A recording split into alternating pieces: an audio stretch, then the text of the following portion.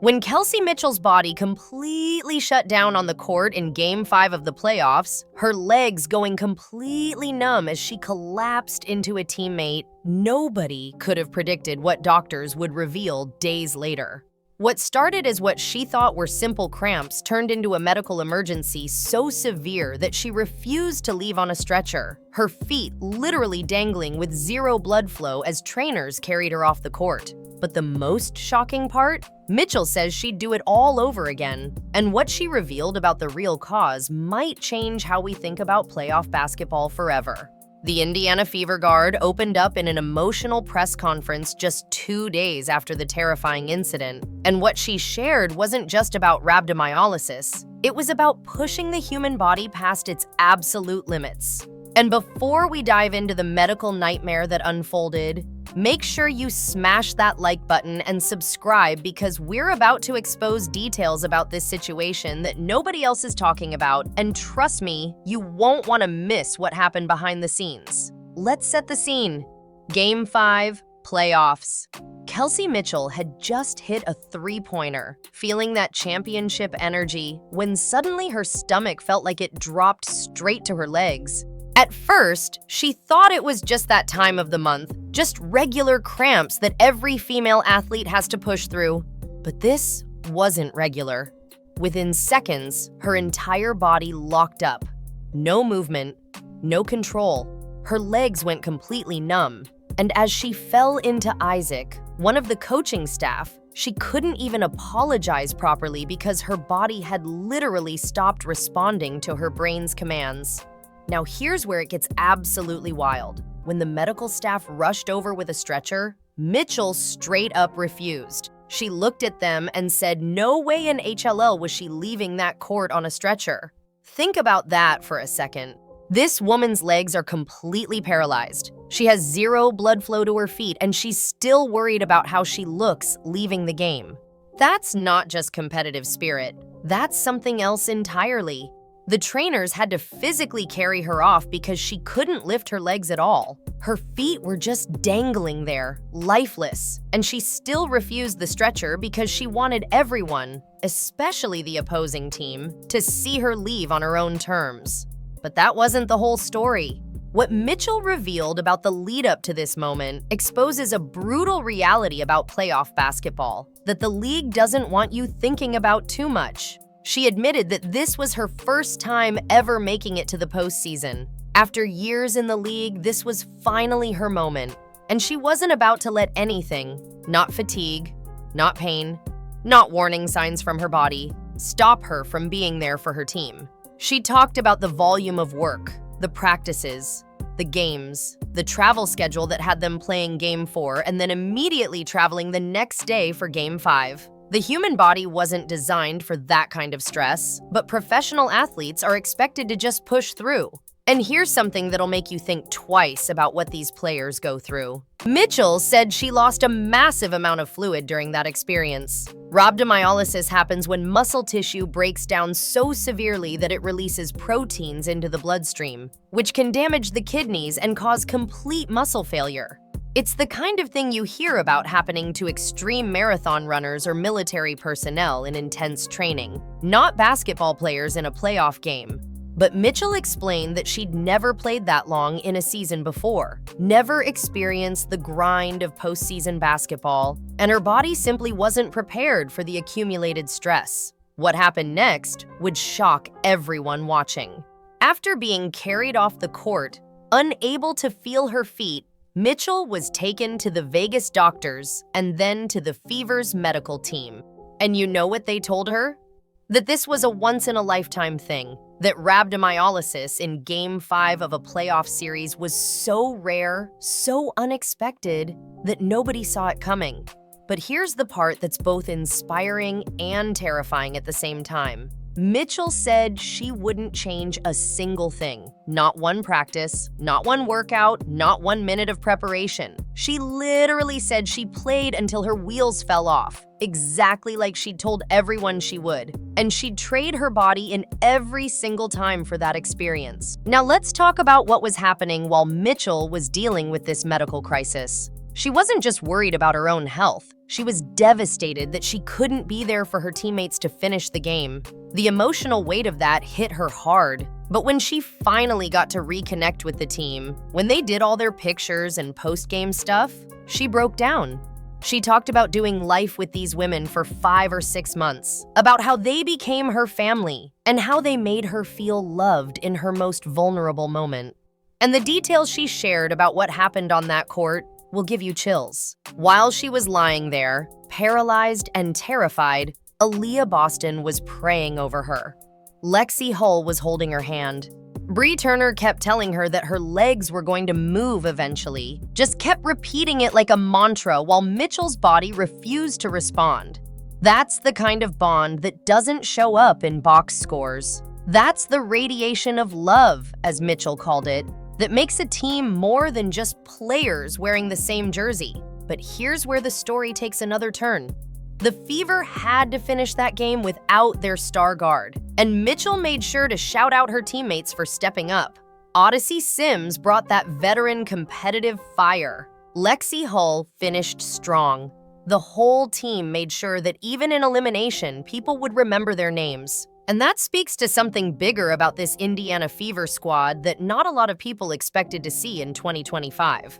Let me hit you with some real talk about this team's journey, because it connects directly to why Mitchell pushed herself to the point of complete physical breakdown. Nobody, and I mean nobody, expected the Fever to be in that playoff position. The team had dealt with massive adversity all season long. They'd lost key players to injuries. They'd had to constantly adjust rotations, bringing people in and out, trying to establish chemistry and culture while fighting just to make the top 8. And then there was the elephant in the room, the impact of losing Caitlin Clark. Now, before anyone jumps in the comments, let me be clear about the Caitlin Clark situation because there's been some confusion floating around. During the playoff push, Clark's presence was absolutely paramount for the Fever. Her absence due to injury earlier in the season was a massive shift that forced everyone to transform their games and adjust their roles. Mitchell herself acknowledged how big that impact was, how the whole team had to figure out how to compete without their star rookie when she went down.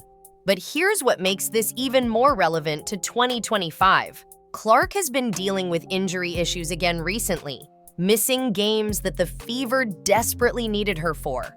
That pattern of key players going down, of having to constantly adapt and overcome, that's been the story of this Fever team. And that's exactly why Mitchell pushed herself past the breaking point. When you're on a team that's had to fight and claw for every win, that's dealt with people doubting you all season.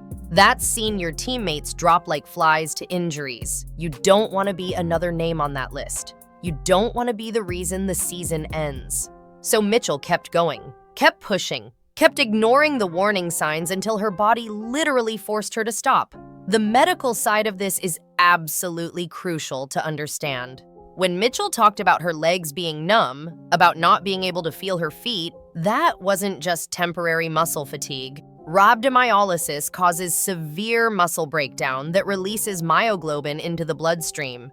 That protein can clog up the kidneys and cause permanent damage if not treated immediately. The fact that Mitchell was able to start moving her toes while still in the huddle, that she eventually regained feeling and blood flow, that's actually incredibly fortunate. Some athletes who experience rhabdo end up with kidney failure or long-term muscle damage. But Mitchell's attitude about the whole thing reveals something deeper about the mentality required to compete at the highest level.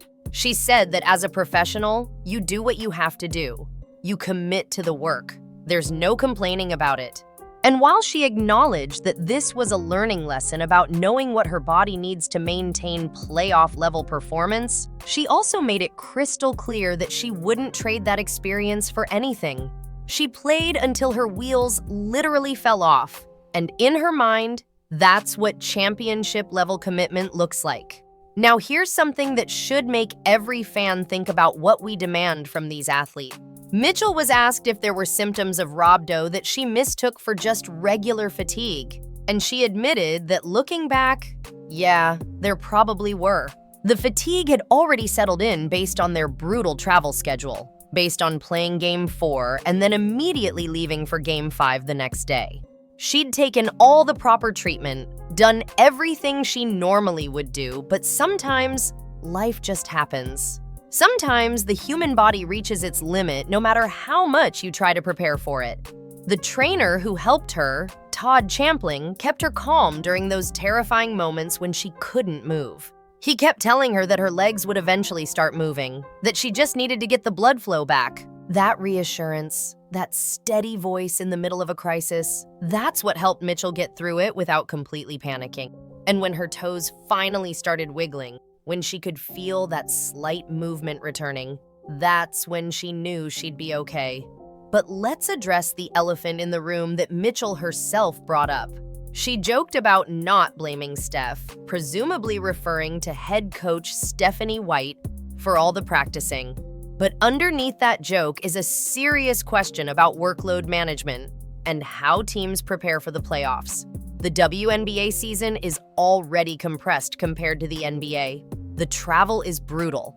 The recovery time is minimal. And when you add playoff intensity on top of that, you're asking athletes to perform at superhuman levels with very human limitations. Mitchell's case is extreme, but it's not isolated. We've seen more and more WNBA players dealing with serious injuries and physical breakdowns in recent years. The league is more competitive than ever, which means players are pushing harder than ever, and their bodies are paying the price. The question becomes, at what point does competitive drive cross the line into dangerous territory? Mitchell says she wouldn't change anything, but what if the outcome had been worse? What if she'd suffered permanent kidney damage or long-term muscle issues? These are the conversations that need to happen, especially as the WNBA continues to grow and the spotlight gets brighter. The players are incredible athletes who deserve our respect and admiration, but they're also human beings with physical limits. And when someone like Kelsey Mitchell, a veteran guard who's been in the league for years, experiences something as severe as rhabdomyolysis in the middle of a playoff game, that should be a wake-up call about the demands we're placing on these athletes. Looking ahead to the rest of 2025 and beyond, Mitchell's experience raises important questions about player health and safety protocols. The doctors told her this was a once-in-a-lifetime thing, that it was incredibly rare and unexpected. But is it really that rare? Or are we just not hearing about all the close calls? How many other players are pushing through warning signs, ignoring symptoms, playing hurt because they don't want to let their team down? Mitchell was fortunate that her case of Rhabdo resolved relatively quickly, but not everyone might be that lucky. The resilience that Mitchell and the Fever showed throughout their season is genuinely remarkable. They could have folded when injuries hit. They could have tucked their tails and given up when people doubted them. They could have made excuses about their circumstances, but they didn't. They kept fighting, kept competing, kept believing in each other even when things looked impossible. And that culture, that refusal to quit, that's what made Mitchell willing to literally sacrifice her body for one more chance to compete. But it also highlights the fine line between admirable toughness and dangerous recklessness. Mitchell's story is inspiring in many ways. The loyalty to teammates, the competitive fire, the refusal to give up. But it's also cautionary. It's a reminder that sometimes the bravest thing an athlete can do is listen to their body and step back before it's too late. Mitchell didn't have that option because the warning signs weren't clear enough until her body completely shut down. But moving forward, both players and teams need to be more aware of these risks. The impact on the locker room can't be overstated either. Imagine being one of Mitchell's teammates, watching her collapse on the court, seeing her legs go numb, watching trainers carry her off because she physically couldn't walk. That's traumatic. That's the kind of thing that sticks with you. And then having to finish the game, having to compete at the highest level while your friend and teammate is in the back dealing with a medical emergency, that takes incredible mental fortitude. The fact that the Fever players stepped up and finished strong, that they made sure to go out fighting, that speaks volumes about the character of that team. Mitchell's gratitude for her teammates is genuine and deep. She specifically called out Boston for praying over her, Hull for holding her hand, Turner for reassuring her. Those moments of connection, of human compassion in the middle of competition, that's what sports should be about. It's not just about winning and losing, it's about the bonds formed through shared struggle and adversity. And before we wrap this up, I want you to drop a comment below telling me what you think. Was Mitchell heroic for refusing the stretcher and pushing through? Or should there be better protocols to protect players from themselves? And make sure you're subscribed with notifications on, because we're going to keep following this story and bringing you updates that you won't find anywhere else. The broader implications for the WNBA are significant. As the league continues to grow in popularity and viewership, the pressure on players will only increase. The expectations will get higher. The competition will get fiercer. And if the infrastructure doesn't keep pace, if teams don't invest in better medical support, better recovery protocols, better travel arrangements, we're going to see more incidents like this. Mitchell's case ended relatively well, but the next one might not. What makes Mitchell's story particularly powerful is her complete ownership of the experience. She's not blaming anyone. She's not making excuses. She's taking responsibility for knowing her body better moving forward, while also acknowledging that she'd make the same choices again. That maturity, that self-awareness combined with unwavering competitive drive, that's what makes her a special player and leader. The fact that this was Mitchell's first playoff experience adds another layer to the story. She'd worked her entire career to reach that moment, to compete for a championship, to prove she belonged on that stage. And when she finally got there, her body gave out. That's heartbreaking in some ways, but it's also a testament to how much she gave. She literally left everything on that court. There was nothing left to give. She'd emptied the tank completely. As we move further into 2025, Mitchell's recovery and return will be something to watch closely. She mentioned needing time to reset, to get her bloodstream flowing properly again, to make sure her body is ready for elite-level competition. That's smart. That's necessary. But knowing her competitive nature, knowing how much she's willing to sacrifice, you have to wonder if she'll actually give herself enough time, or if she'll try to rush back because that's just who she is. The learning experience she talked about, figuring out what her body specifically needs to maintain playoff-level performance, that's crucial for her longevity in the league. She's not a young rookie anymore. She's a veteran who's been through the wars. And if she wants to keep competing at the highest level, she needs to be smarter about managing her body and recognizing warning signs before they become emergencies. The once-in-a-lifetime nature of what happened to Mitchell is both reassuring and terrifying. Reassuring because it means this probably won't happen to her again.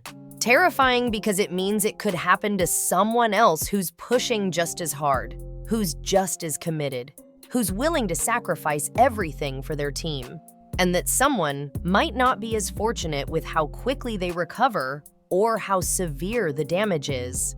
Mitchell's final thoughts in that press conference were about pride.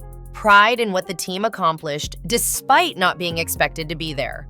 Pride in how they handled adversity and injuries and constant lineup changes. Pride in the culture they built even while fighting just to make the playoffs. That pride is earned. That pride is deserved. And that pride is what will drive her to come back even stronger, even smarter, even more determined to reach the heights she knows this team is capable of achieving. The WNBA needs more stories like Kelsey Mitchell's, not the medical emergency part, but the dedication, the loyalty, the refusal to quit, the love for teammates, the competitive fire that burns so bright it's almost dangerous. Those are the stories that inspire the next generation of players. Those are the moments that remind us why we love sports in the first place. But we also need to make sure that those stories don't end in tragedy, that the system supports and protects these incredible athletes so they can have long, healthy careers doing what they love. So, yeah. Kelsey Mitchell played until her wheels fell off. She literally collapsed on the court, her body shutting down from the extreme stress of playoff basketball. And she says she'd do it all again. That's either the most inspiring thing you've ever heard or the most concerning. And honestly, it's probably both.